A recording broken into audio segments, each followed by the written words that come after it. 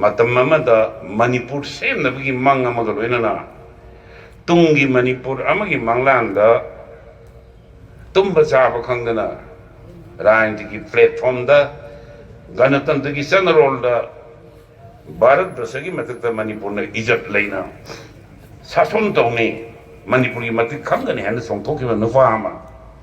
mahaki aikogi sigumba memorial lecture da ai yam ning tamna ai aning ba khara haiba ngambase ontona nuaiba aikogi sarga da ka bai do atumai ai haraugi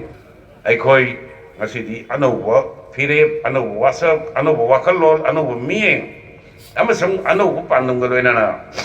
anauba mawang taba manipur ama sembada praja aikoi punamak chap chana